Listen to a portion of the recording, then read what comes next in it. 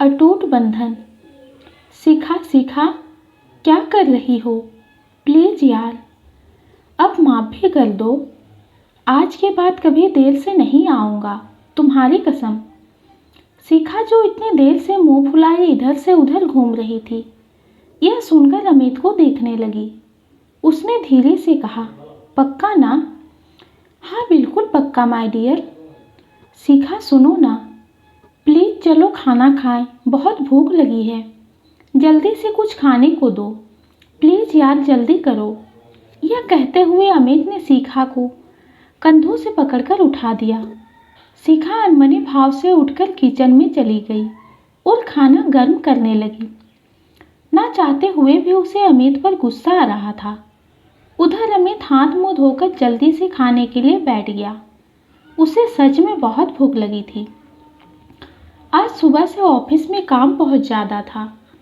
Daily छुट्टी के समय ही बॉस अमित को कुछ ऐसा काम बताते जो उसे तुरंत ही करके देना होता। उसने कई बार बॉस से कहा भी कि उसकी वाइफ उसके देर से घर जाने पर नाराज़ होती है, इसलिए आप दिन में ही उसे पूरा काम बता दें। लेकिन बॉस को तो उसे परेशान करने में ही मज़ा आता था। तभी शिखा ने आकर खाना परोसा और बिना कुछ बोले जाने लगी। यह देख अमित ने झट से शिखा का हाथ पकड़ा और उसे अपने पास ही बिठा लिया। लेकिन शिखा अपनी नाराज़गी के चलते ठीक से देख भी नहीं रही थी। अमित ने शिखा के गालों को छूकर प्यार से कहा, शिखा प्लीज़ शिखा, कुछ तो बोलो यार, मुझे तुम्हारी यह चुप्पी खल रही है। मैं तुम्हें ऐसे नहीं देख सकता। मुझे तो अपनी वही चुलबुली शिखा चाहिए। तब भी शिखा ने कोई जवाब नहीं दिया। अमित शिखा के आगे पीछे घूमकर शिखा को हर तरीके से मनाने की कोशिश कर रहा था, लेकिन शिखा बिना कोई जवाब दिए कमरे में चली गई और चादर ओढ़कर बिस्तर पर लेट गई। आज शिखा को बहुत ज़्यादा बुरा लग रहा था। अभी उसकी शादी के केवल 7 महीने ही तो हुए थे, लेकिन फिर भी पिछले 2 महीनों से अमित कभी भी समय पर घर नहीं लौट रहा था। डेली वो शिखा को ऐसे ही मना लेता था, किंतु आज शिखा की सुबह से ही तबीयत खराब थी, इसलिए वो दिन भर अकेली रहकर परेशान हो गई थी। आज उसने सोच लिया था कि चाहे कुछ भी हो जाए वो चुप ही रहेगी। उधर अमित बहुत ज़्यादा मायूस हो गया। उसे समझ नहीं आ रहा था कि वो क्या करे। उधर ऑफिस की टेंशन, इधर घर की, लेकिन अमित शिखा को ऑफिस की टेंशन के बारे में बताना नहीं चाहता था। तेज भूख के कारण उसने खाना शुरू किया, पर खाना उसके गले से नीचे नहीं उतर रहा था, इसलिए उसने खाना ढककर किचन में रख दिया और पानी पीकर कुर्सी में बैठे बैठे ही सो गया।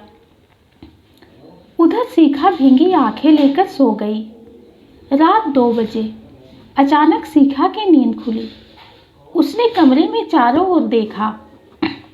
अमित के ना दिखने पर शिखा डर गई। वह जल्दी से उठकर कमरे से बाहर आई तो देखा कि वो कुर्सी पर बैठे बैठे ही सो रहा है। यह देख शिखा को बहुत गुस्सा आया और गलानी भी हुई। उसने अमित को उठाने के लिए आवाज़ दी, पर वो नहीं उठा, तो शिखा ने उसे हिलाने के लिए उसके हाथ को छुआ। अमित को छूते ही शिखा का सारा गुस्सा पल भर में ही गायब हो गया। अमित का पूरा शरीर तेज बुखार से तप रहा था। शिखा परेशान और चिंतित हो उठी। उसने झिझोड़कर अमित को उठाया। अमित ने मुश्किल से आंखें खोलकर शिखा को देखा। उसने अपनी टूटती आवाज़ में कहा, शिखा, मैं जानबूझकर देरी से नहीं आता। बॉस छुट्टी के समय ही काम सौंप देते हैं, जो मुझे करके ही आना होता है। तुम्हारी कसम शिखा, मैं काम जल्दी निपटाने के चक्कर में खाना भी नहीं खाता आजकल। यह सुनते ही शिखा ने रोते हुए अमित को अपने गले से लगा लिया।